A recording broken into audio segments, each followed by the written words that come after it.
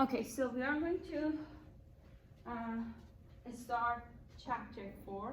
We are going to talk about relations between variables and kind of visualize that relation, use a measure to find the relationship between variables and explain it. So what I do, I have a kind of plan to teach up to a certain part, but still I want to keep like 15 minutes or 20 minutes of this lecture for your questions for the exam. If you have any questions, we can just dedicate that 20 minutes for your exam. Okay, so this chapter is not in your exam. Your exam, all the material is before spring break, whatever you learned before spring break. Okay, so in chapter 4, as I mentioned a little bit, we are going to talk about variables and relations between variables. So what happened so far was that we talked about just one variable. And we explained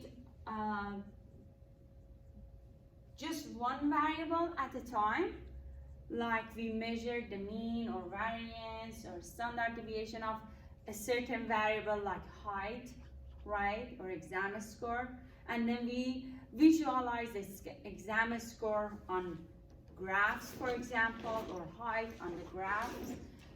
So we were just working or analyzing just one variable alone. But now we are going to talk about the relation between variables. One of these variables is called explanatory variable, another response variable. We are going to go into the detail of these, and we are going to talk about visualizing these two variables, their relationship, using a scatter plot. And then today we are going to interpret the scatter plot and talk about the relation between two variables. When I say relation between two variables, I'm talking about like relation between your height and your weight, for example. And then when I say relation between these two, you want to see, for example, how your height has effect on your weight, for example, right? We know most of the times when people are taller, they are heavier because maybe the bone structure, right? So we want to talk about this kind of relationship, how one variable can affect on the other variables. Okay, so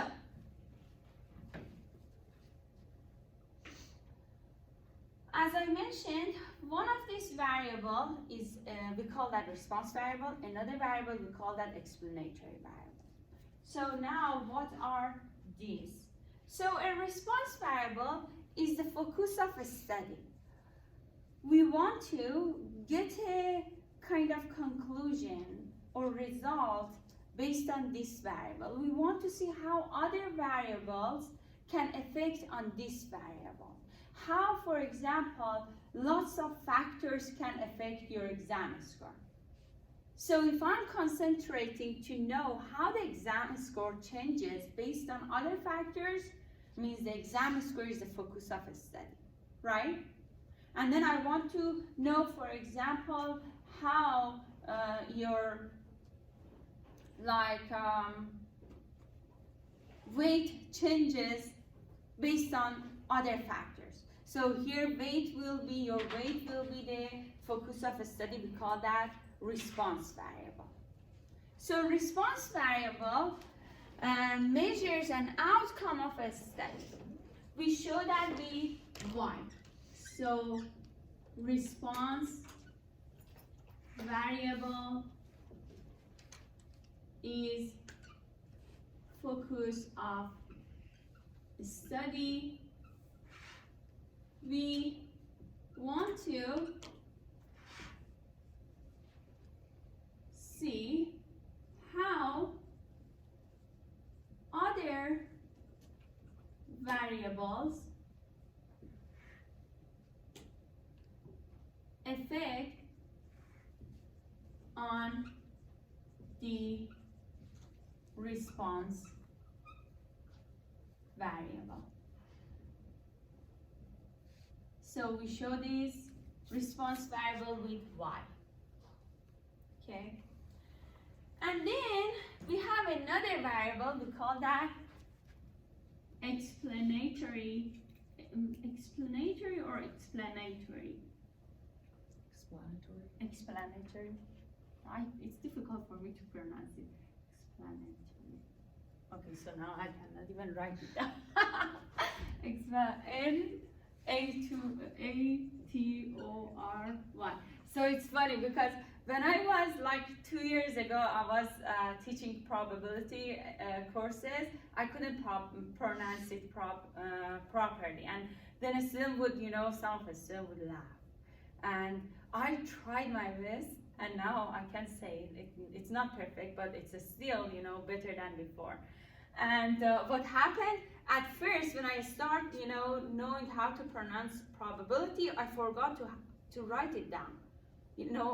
I mean, before that, when I was pronouncing it wrong, I could write it down properly, without any mistake. But after I learned how to pronounce it, I totally forgot how to write it down. Yeah, okay. So this variable is the variable that has effect on the response variable. It can be 1, it can be 2 in the study, 3 in the study. But response variable is always 1.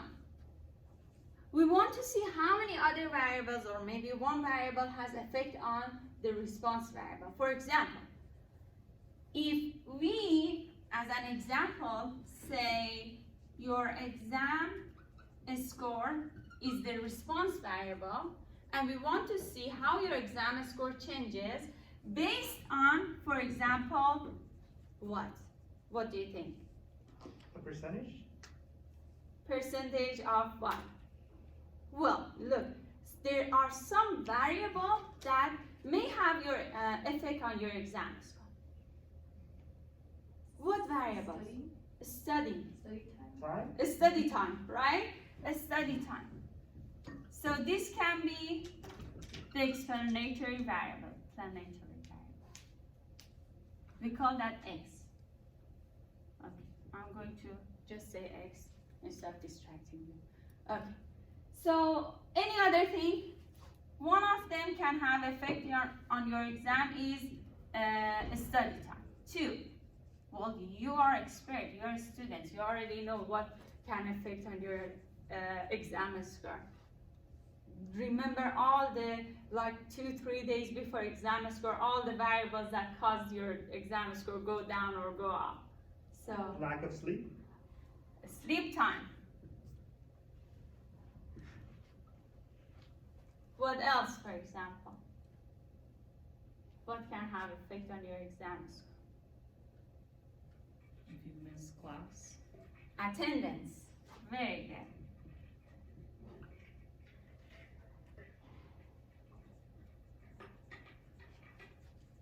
Right? Okay. So these are X variable that can have effect on response variable. So what is this definition? It says may explain or influence changes in a response variable. I will say is a variable that can have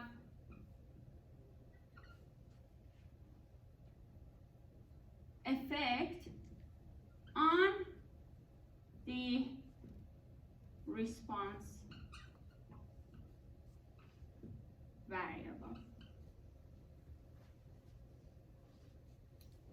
Okay, so now you have some examples of that. Okay, so we have more examples here. Let's go through all of these together and to analyze these sentences to know which one is response, which one is explanatory variable. So how does your age affect, how does people age will affect people's vision? So how your age can affect your vision? So what do you think? Which one is response variable between this one and this one is u and this one? Which one is x, which one is y? Would the vision be y? Y? Y? Then y? Can you Because explain? it can have an effect. That's what's being Because H affected. has the effect on the vision, not vision on H. Correct? Do you understand what happened? Because H has effect on this one. Right? And we want to know the outcome of this one based on the changes of this. How your age, older or younger, can have effect on your vision. Right? So the changes of X can have effect on Y. Right? So, and then, how does your height affect your shoe size? So what do you think about that? Another student. So I want all of you to talk about this and think about this. So what do you think? Which one is X, which one is Y? Height is X. Which one is X? Which one is X? Height? Height. And then, Shoe size is Y. and can you explain it? How you can, like, just justify it Because your in feet this way. have to be a little bit bigger because of your height. Because of the effect of height, Yeah. right? If you're taller or shorter, that will have effect on your bone size, right? Your shoe size will change, right? Good. And then what about the next one? How does class attendance? Oh, actually, there was here. So how does class attendance affect a student's grade? So now you already know which one is X. Class attendance. There. Class attendance is X and Students' grades is Y. Y. Very good. Okay, so next one says, how does sunlight affect on plants' growth? So what do you think about that? Sunlight would be X and plant growth would be Y. Mm-hmm. Yeah, because this one will have effect on plants' growth, right? Is that reasonable? Is that clear? Everything is good, right? Okay, good. And then, how outside temperature affect ice cream parlors' sale? Outside temperature is X and ice cream parlors sales is Y. Is Y. Because if the outside weather is warmer, what happens? Sales go up. Sales go up, right? Correct? Mhm. Very good. And then last one, how does air pollution affect the daily emergency visit? So air pollution would be X. And The emergency, daily emergency visits would be Y. daily emergency visit will be Y. Very good. So now if I give you some sentences like these, you can find variables and then you can distinguish between Y and X variable, right? So the X variable is always first, followed by the Y. Not always. Not always, because sometimes I can change the structure of sentence and make it like, X is at the end, Y is. So for example,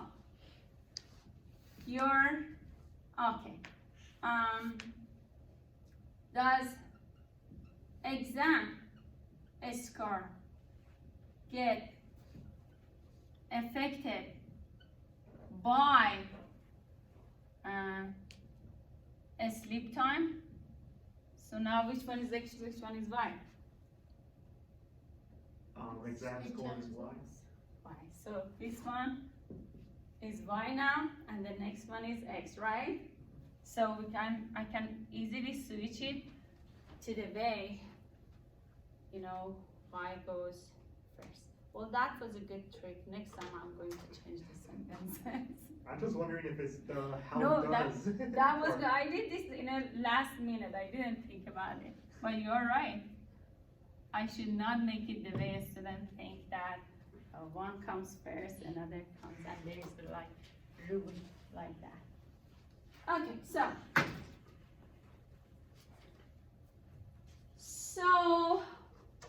do you have any question? Sure, everything is fine. Okay. So now there are some different names for x and y. So y is a response variable, right? And x is explanatory variable. And what happens is that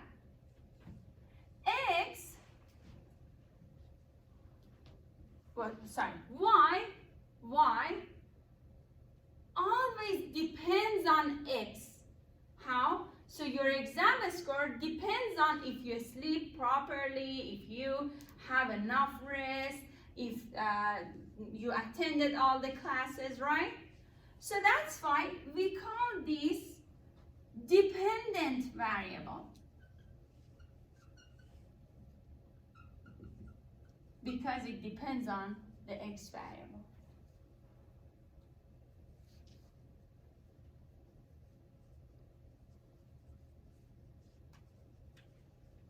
But x doesn't depend on y.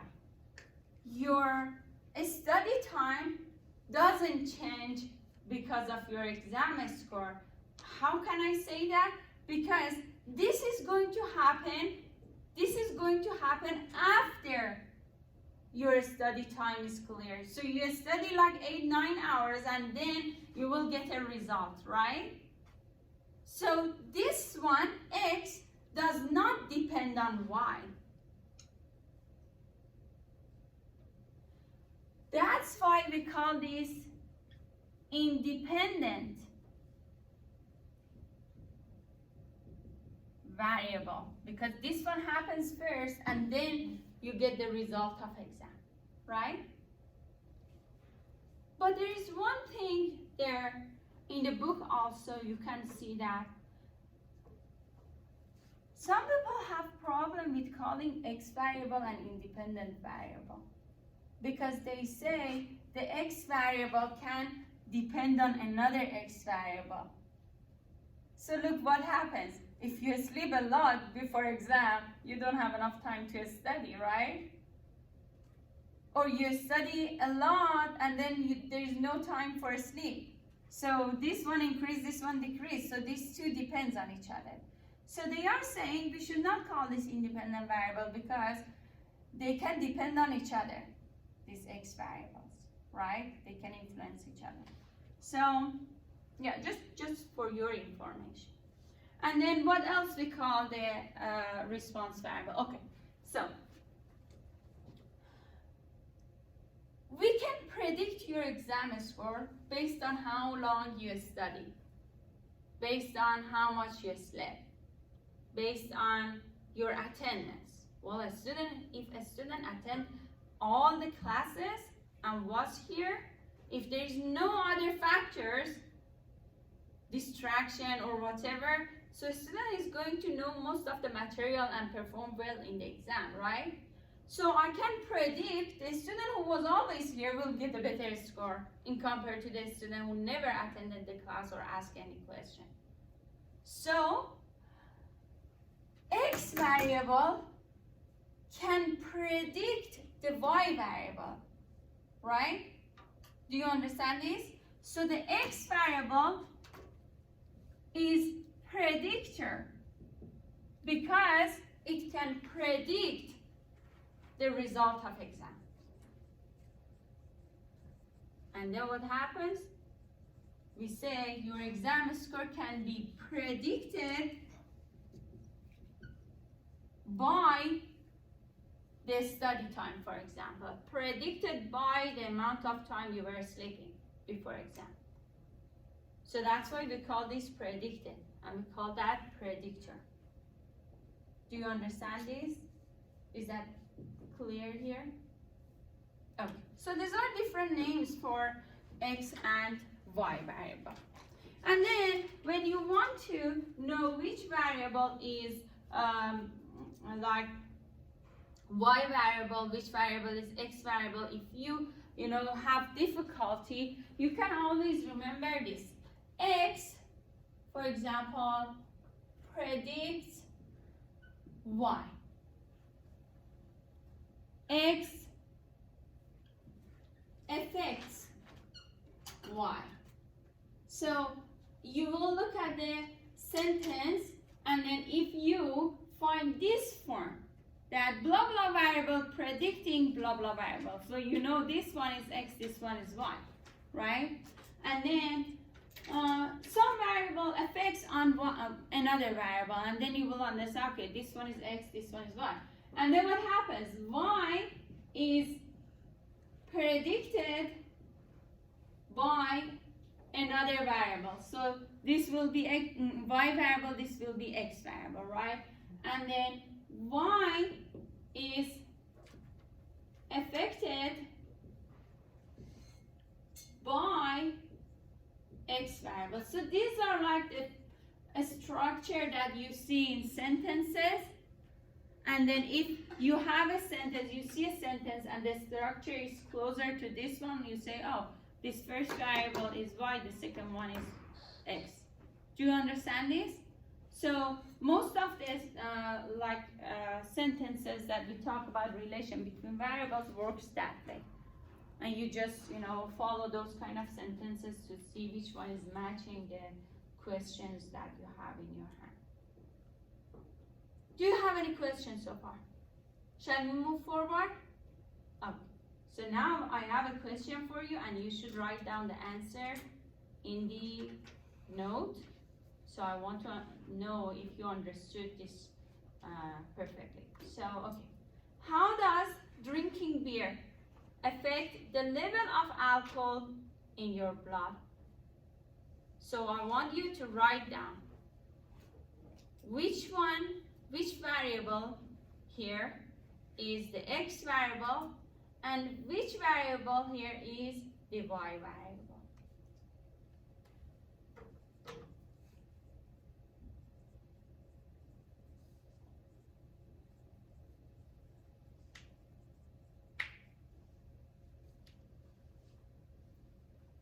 If you have the answer, raise your hand so I can check your answer.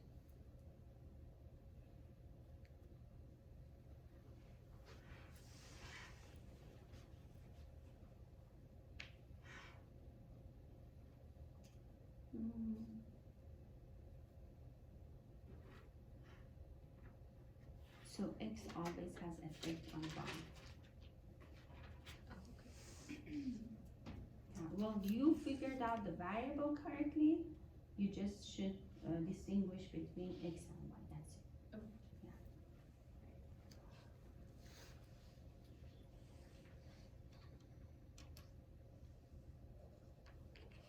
Very good. Correct. Very good. Good. Anyone else?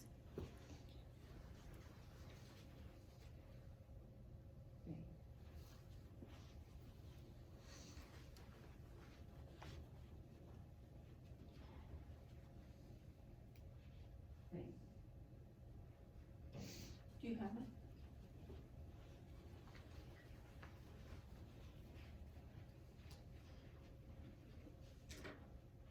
Very good. That's good. Do you have it too? Very good. Okay, so what are the two variables? I don't want you to tell me which one is X, which one is Y. I want to tell me what are the variables here? Drinking beer and level of alcohol. Drinking beer, level of alcohol. Okay.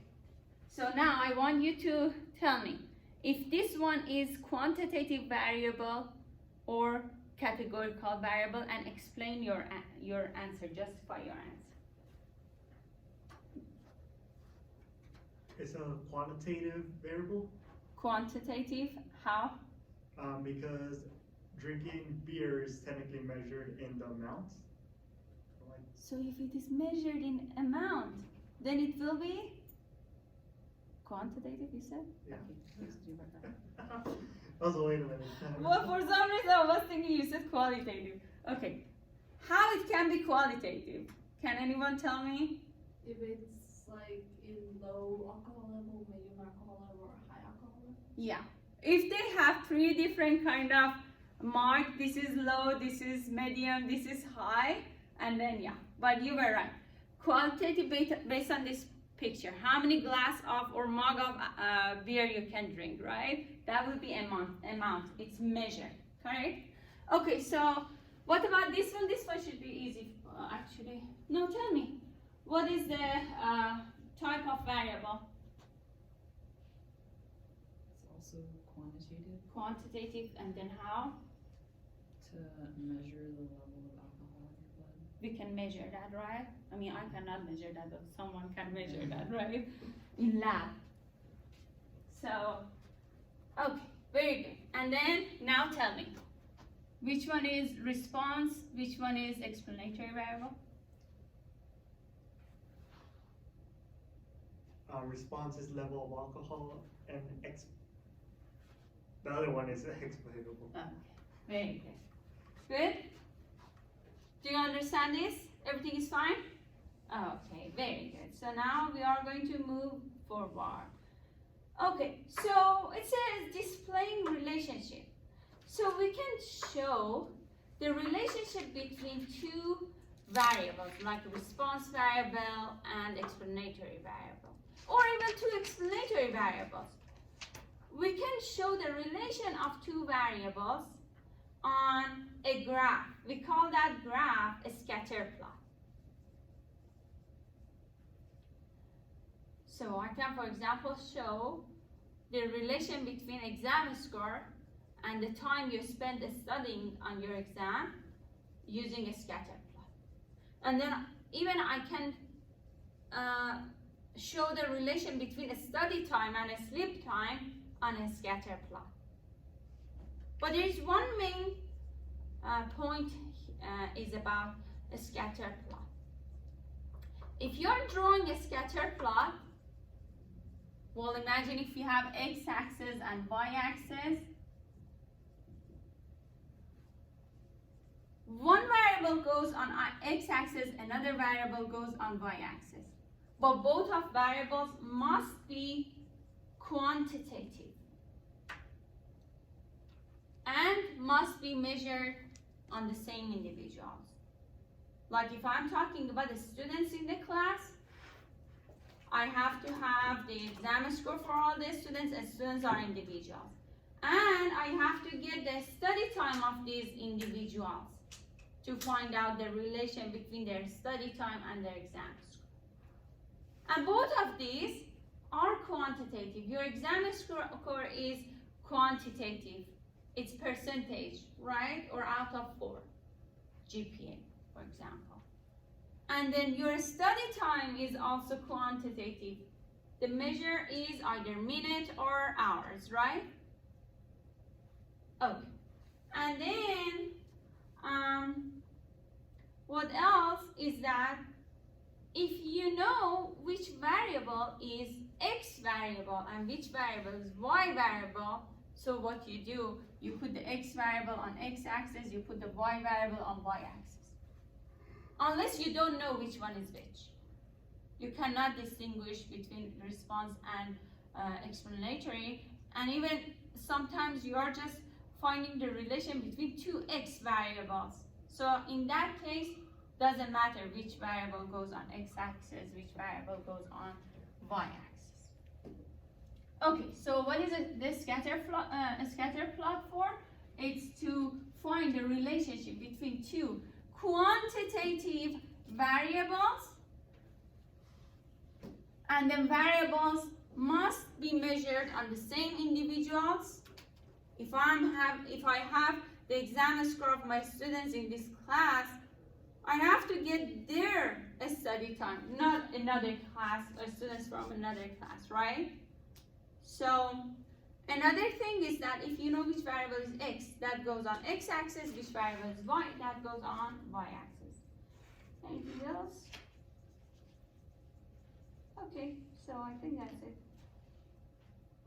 And then here is a picture of a scatter plot that shows the relation between percent of graduate taking the SAT exam to the state mean SAT mathematics score.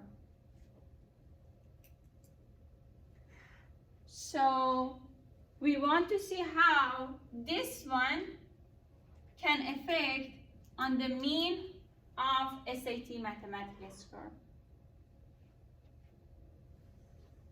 Both of them in measure, right? These are the count, and this is also the mean is based on out of maybe 700 SATs out of how many? How much? Do you know? The maximum SAT. Yeah, score. Maybe 675 is maximum. Okay, so now each point in a scatter plot shows one individual. So if this is talking about the state's SAT exam, so each individual is one state. For example, this one New Mexico, for example, this one New York. So each point shows an individual.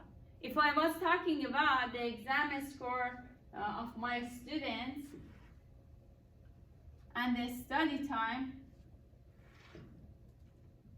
this would be the study time, this would be exam score,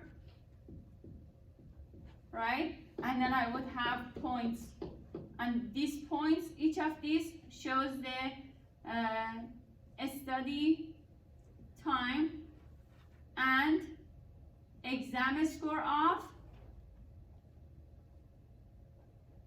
one student.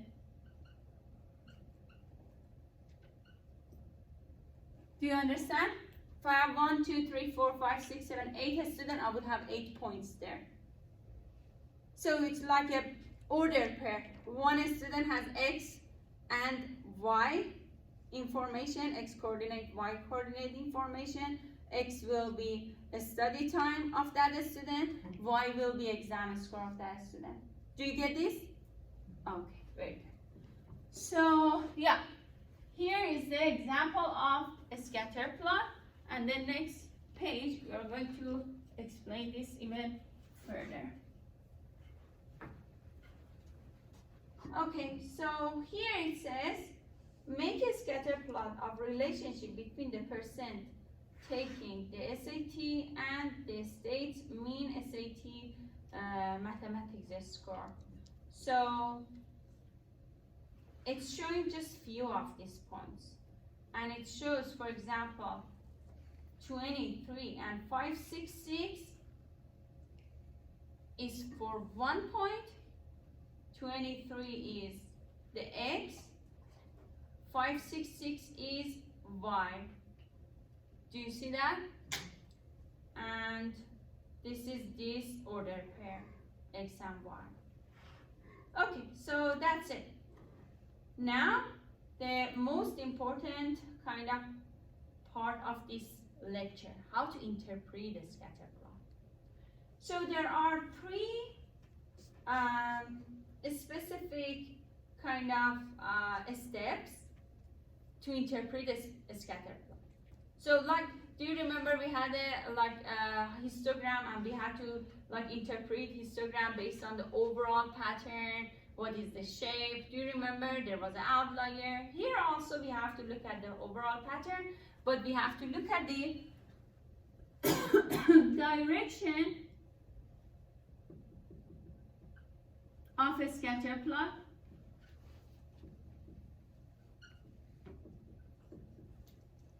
Then we should look at the form, and we should look at the strengths.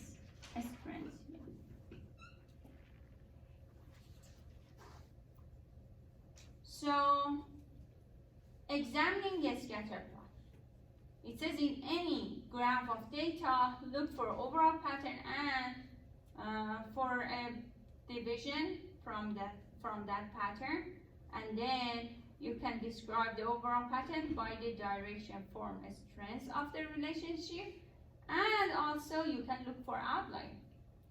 So because imagine if I am talking about the study time and a student's score, exam score. So here it is 100% a student can get. Here 0%. Here like 50%. And then here is the study time. 1 hour, 2 hours, 3 hours, like 10 hours. And then isn't that strange if a student study 10 hours and all of a sudden get like 10% on the exam? Isn't that strange? That would be an outlier, right? A student who study a lot, but still, in compared to the rest of students, get the like worse exam score. And then other students would be like that. It should be like that. If you study more, you're going to get a better grade. The study time increases, the exam score increases, right? And then like this, something like this.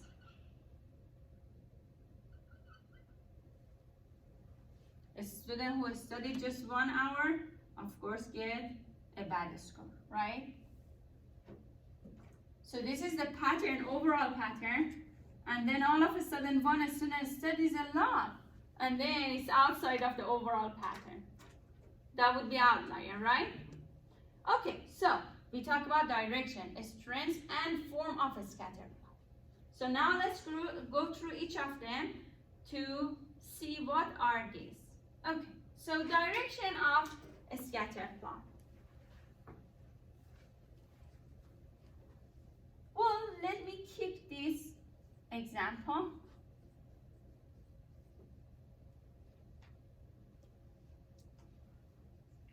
So what happens is that is something everyone knows. If you study more, you get a better exam score, right? As one variable increases, another variable will also increase, right? And then if one variable decreases, another variable will decrease. If study time decreases, your exam score decreases, right? So this is the direction, this shows the direction of a scatter plot. Means either you have a positive slope. Imagine if you are assuming a straight line passing through all the points. If that straight line has a slope, has a positive slope, do you remember we show a slope with M? Do you remember from math class? We show a slope with M, right? You don't show it with M? Yeah, something like that. Do you remember? No? Yeah, is y equals mx plus b. Y equal mx plus b. Good. Y equal mx plus b, right? This was a slope. And what was this one?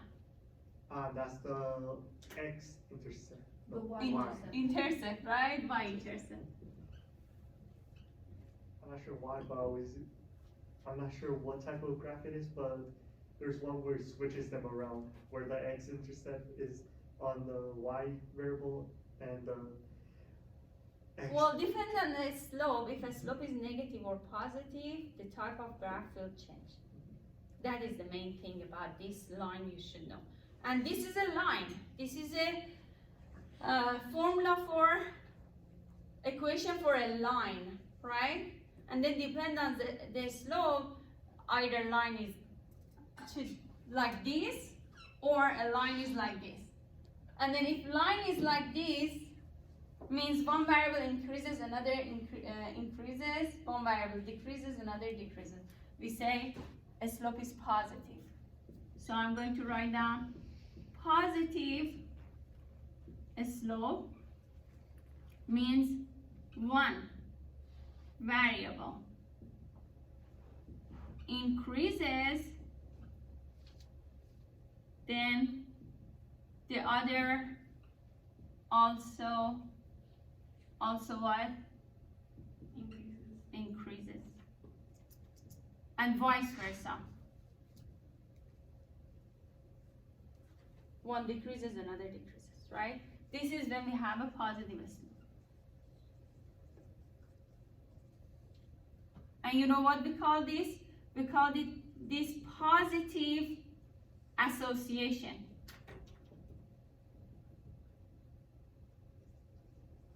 And we are talking about direction. So positive association, the direction is positive association when you have a positive slope. When one variable increases, another increases as well. And then, let me see about another example. Okay. So,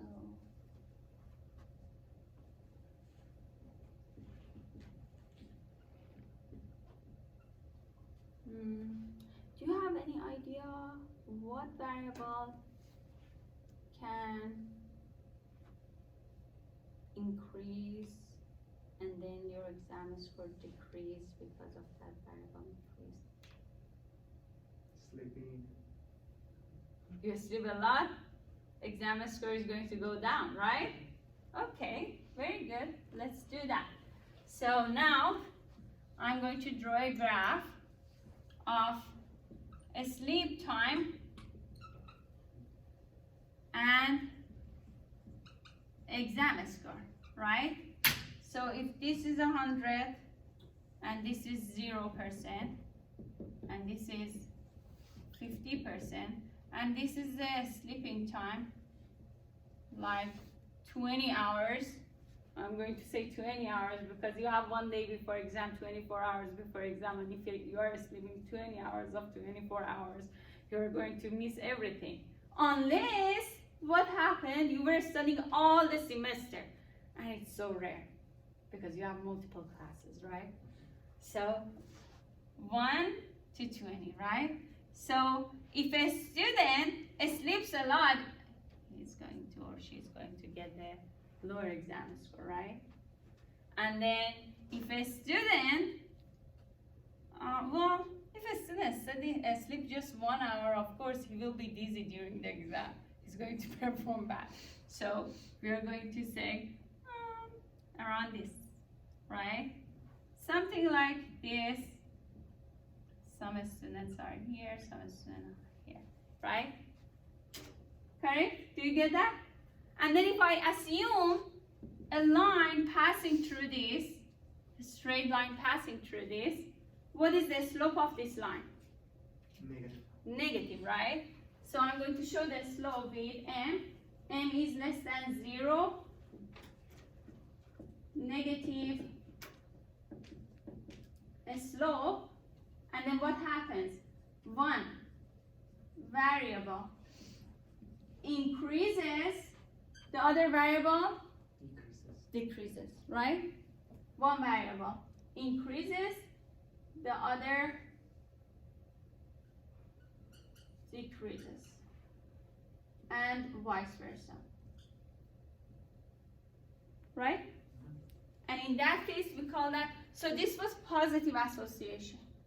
And this one becomes Negative association. very good. Negative association. And we are talking about the direction of a scatter. Right?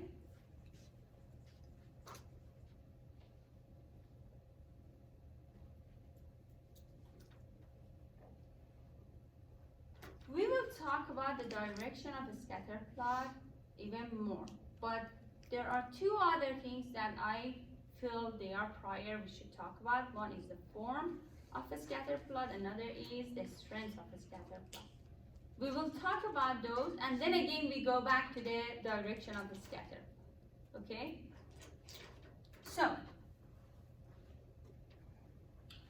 now what is the form? Form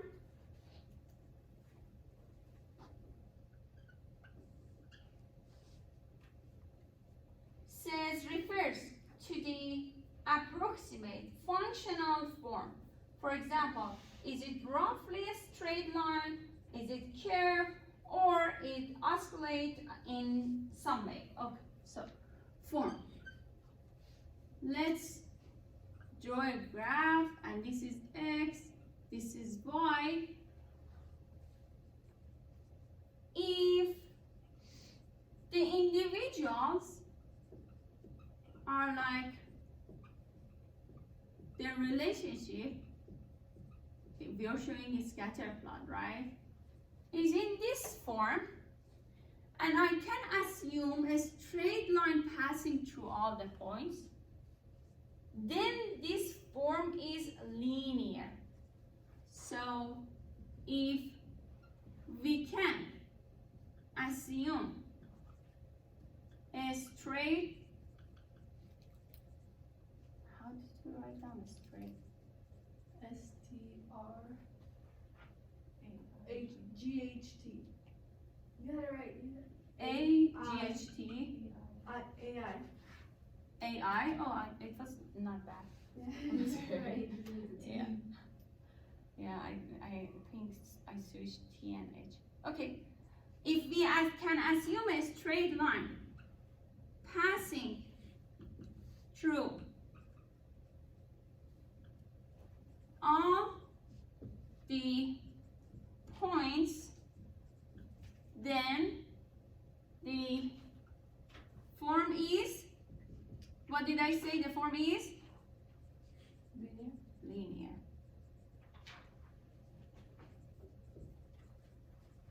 Like something like this, or something like this.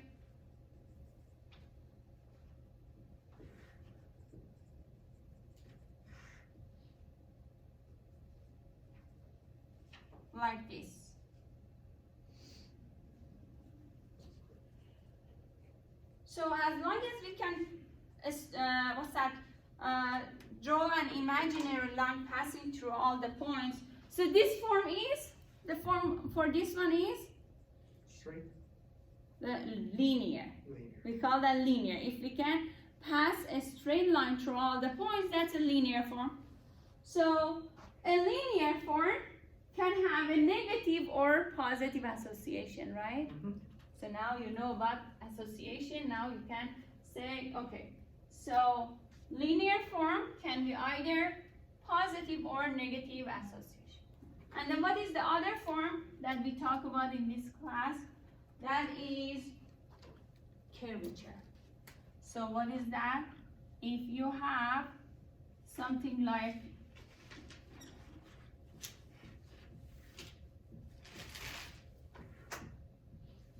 this. So it's like you can pass a curve through these points, right? And we call this curvature form, right? And then there are some other form, but we are just going to talk, actually in this class we just talk about linear form. You should just know about the other form. This is a curvature, and this, for example, goes ups and down. Well, in reality, you know what? Most of forms are ups and downs. No. There are linear form out there, you know, what it's like, most of like natural kind of data have kind of weird forms. Okay, do you have any question? So now we know form can be linear or curvature or, you know, other forms, right? But in this class, we are going to talk about linear form, mostly. That's why we talked about direction, positive direction, negative direction, right? And then the last thing is the strength. So what is the strength? Let's see what is the strength.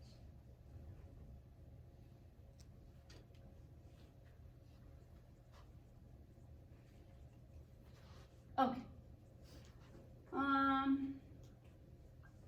Something like this.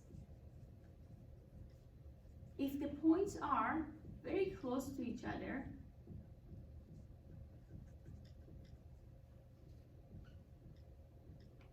we say this is a strong strength. A strong relationship.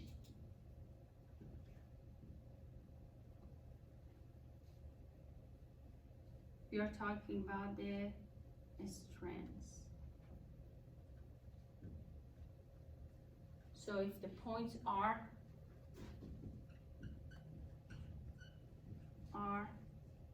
close to each other, they are more dense. Okay.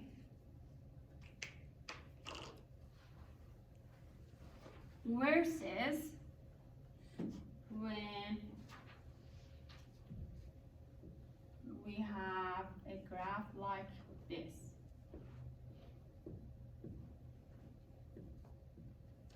What is the opposite of a strong? Weak. Weak. So this is a weak relationship, and we are talking about the strengths.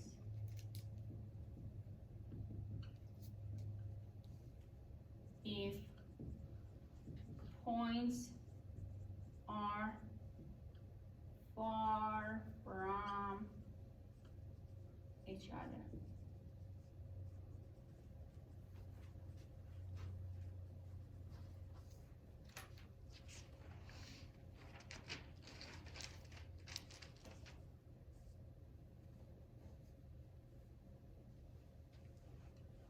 Okay, so did you understand so far what's going on? So we are talking about the scatter plot and how to interpret a scatter plot. And then we talk about the direction of a scatter plot, we talk about the form of a scatter plot, we talk about the strengths of the scatter plot. Form can you tell me what is the form? What are the two forms that I talked about? Straight and curve. Linear or Linear or curve, right? Linear or curve. What are the strengths? Weak or strong. Dense or less dense. Yeah, weak or strong, right? One is more dense, one is less dense. And then what are the directions? Negative, positive. Negative association and positive association, correct? Okay, so do you want me to continue or stop here and ask your question for the exam? Or you want to just leave? I have a question about the exam. Great. Do you have a question? Anyone else? Anyone else? No? Question? No. Okay, so what's your question? Let's talk about the exam. Let me